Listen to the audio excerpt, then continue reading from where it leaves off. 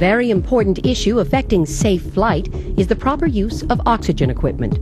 Practical knowledge about oxygen systems is necessary because oxygen should be readily available whenever it is needed.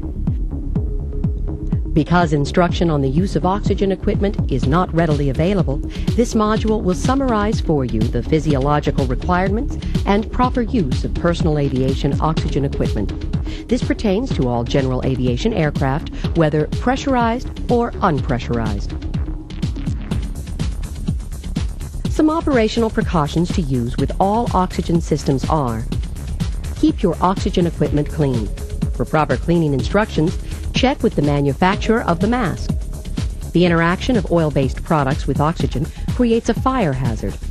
Additionally, oil attracts dirt particles, which contaminate storage containers, regulators, masks, and valves. Protect your oxygen mask from direct sunlight and excess dust. Store masks properly. Inspect your portable oxygen storage containers to make sure that they are securely fastened in the aircraft. Turbulence or abrupt changes in aircraft attitude can cause them to come loose. Do not allow anyone to smoke around oxygen equipment that is being used or when maintenance is being performed. Oxygen supports and rapidly accelerates the combustion of all flammable material. Ensure that the aircraft is properly grounded before loading oxygen. Make sure your oxygen equipment is inspected regularly at an authorized FAA Inspection Station. Be cautious of interchanging components of oxygen systems. Ensure that all components, storage, regulators, and masks are compatible. The aviation industry has designed and manufactured widely diverse types of oxygen equipment for the general aviation aircraft. Pilots who routinely fly at altitudes above 10,000 feet mean sea level commonly use a fixed oxygen system. Fixed systems are normally serviced through an exterior fuselage valve. The major advantage of a fixed oxygen system is greater oxygen storage capacity. A portable oxygen system is a self-contained unit that can be taken on and off the aircraft. This system is designed especially for short-duration flights at altitudes above 10,000 feet mean sea level. One disadvantage of portable oxygen equipment is its relatively limited oxygen supply. Regardless of the type of oxygen system used, duration of oxygen supply depends upon several factors: the size of the oxygen container, the altitude of the flight, the number of people using the oxygen system. There are three components on most oxygen systems, whether they are portable or fixed: storage systems, regulators, oxygen mask or nasal cannulas. There are three ways to store oxygen: gaseous state, liquid state, solid state. Gaseous oxygen can be stored in low-pressure containers at the standard pressure of 400 to 450 pounds per square inch, or in high-pressure containers at 1,800 to 2,200 pounds per square inch. Primarily high-pressure systems are used in both commercial and general aviation. Liquid oxygen is stored at extremely cold temperature, minus 183 degrees Celsius or minus 297 degrees Fahrenheit. As the liquid passes through warming coils, it converts to a gaseous state. A practical approach to the storage of oxygen is in a solid state form. Oxygen is generated by a chemical reaction process. The storing of oxygen in a solid state form is used in both general and commercial aviation. The body's blood oxygen saturation level, the capacity of the blood to transport oxygen, is normally between 96 and 98%. To maintain this level as you ascend to altitude, your body must receive a correspondingly higher oxygen flow rate and percentage of oxygen. Regulators help in determining the proper oxygen flow. Most types fall into one of two categories: continuous flow or diluter demand. There are three types of continuous flow regulators. The fixed flow system delivers oxygen continuously once the system is activated. The amount of oxygen flow is determined by three factors: the type of continuous flow system in use, the orifice size coming out of the container, the orifice size on the plug-in adapter in the end of the mask hose.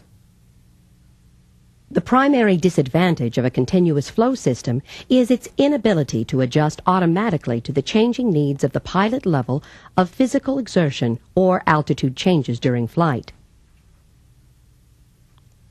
The second type of continuous flow regulator incorporates a manual adjustment knob. This allows the user to increase or decrease the oxygen flow rate corresponding to aircraft cabin altitude or physical exertion, ensuring proper blood oxygen saturation and efficient use of the oxygen supply.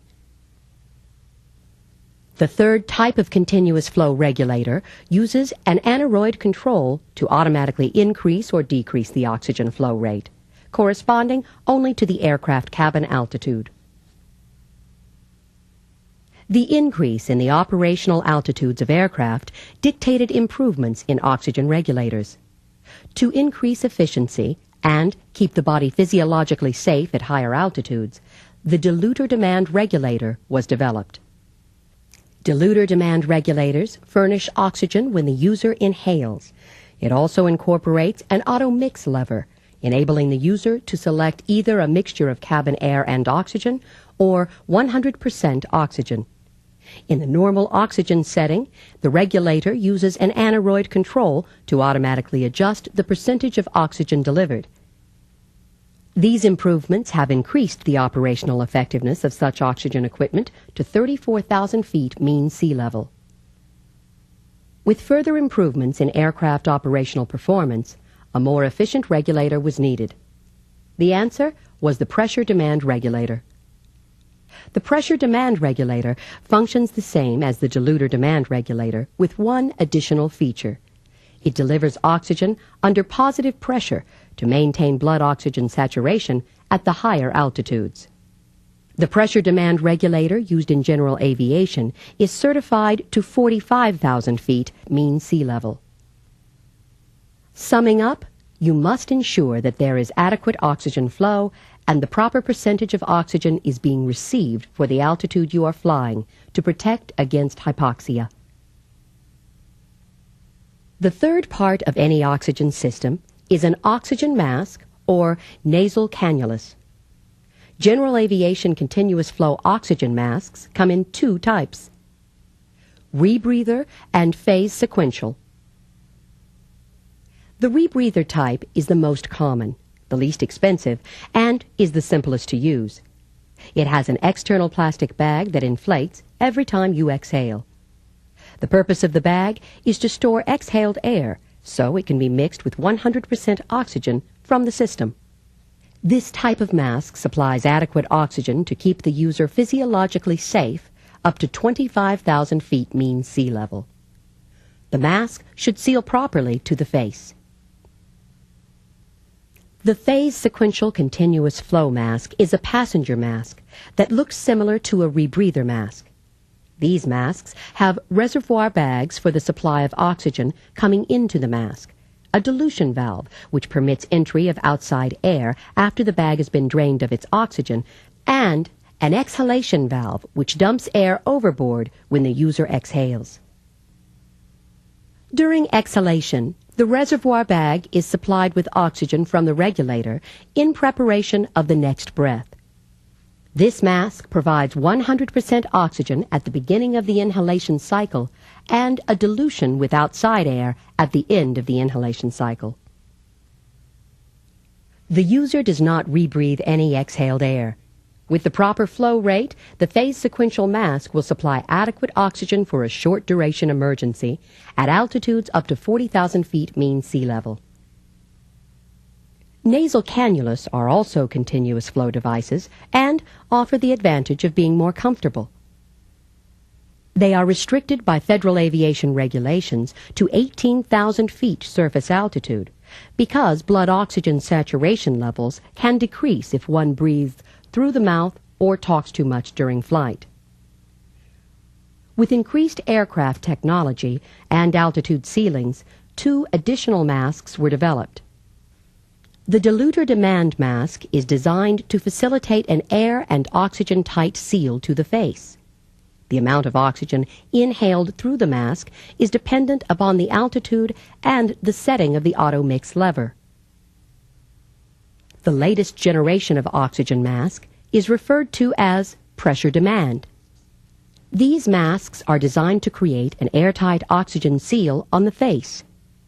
The inhalation and exhalation valves are designed to permit oxygen pressure to build up within the face mask, thus supplying oxygen under pressure to the lungs. Quick Dawn Crew oxygen masks have a quick-release holding strap or a quick-release storage container that allows for rapid access to the mask. During an emergency situation requiring the use of oxygen, the pilot should be able to release and don the mask within 5 seconds. If you are not familiar with the requirements concerning oxygen use in your particular operation, contact the FAA Flight Standards District Office nearest you. Warning: masks have not been qualified for wear over beards or heavy facial hair growth in accordance with FAA technical standard orders. Facial hair that crosses sealing surfaces can seriously degrade the performance of these masks.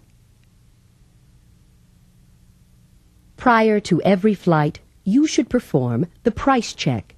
The price is a checklist that helps pilots and crew members inspect oxygen equipment. Pressure. Ensure that there is enough oxygen pressure and quantity to complete the flight. Regulator. Inspect the oxygen regulator for proper function. If you are using a continuous flow system, make sure the outlet assembly and plug-in coupling are compatible. Indicator. Most oxygen delivery systems indicate oxygen flow through the use of flow indicators. Flow indicators may be located on the regulator or within the oxygen delivery tube. You should check the flow indicator whenever the oxygen mask is donned to assure a steady flow of oxygen. Connections. Ensure that all connections are secured. This includes oxygen lines, plug-in coupling, and the mask. Emergency. Have oxygen equipment in the aircraft ready to use for those emergencies that call for oxygen: hypoxia, decompression sickness, smoke and fumes, and rapid decompressions. This step should include briefing passengers on oxygen location and proper use. Most of the oxygen sold today in the U.S., including aviation oxygen, is produced by a cryogenic method using sub-freezing temperatures. This method produces an oxygen purity of 99% or higher. Aviation oxygen is subject to a process that removes water vapor. For safety's sake, it is recommended that you double-check that you are getting oxygen that was produced cryogenically. Purchase the liquid oxygen as close to the production site as possible to eliminate transportation contamination. You are responsible for checking with the equipment manufacturer for the latest operational and emergency sealing of the equipment to assure your safety. By following the necessary precautions and knowing how to operate your oxygen equipment effectively, you will be able to fly more confidently and more safely. Operational precautions when dealing with oxygen. Keep your oxygen equipment clean. Protect your oxygen mask from direct sunlight and excess dust. Inspect your oxygen storage containers. Do not allow anyone to smoke around oxygen equipment. Make sure your oxygen equipment is inspected regularly. Be cautious of interchanging components of oxygen systems.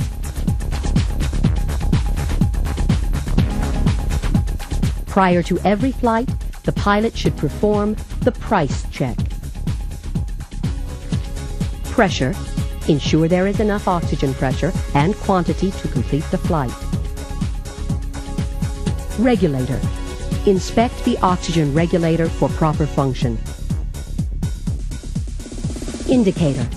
Check the oxygen flow indicator to assure that there is a steady flow. Connections. Ensure that all connections are secured. Emergency.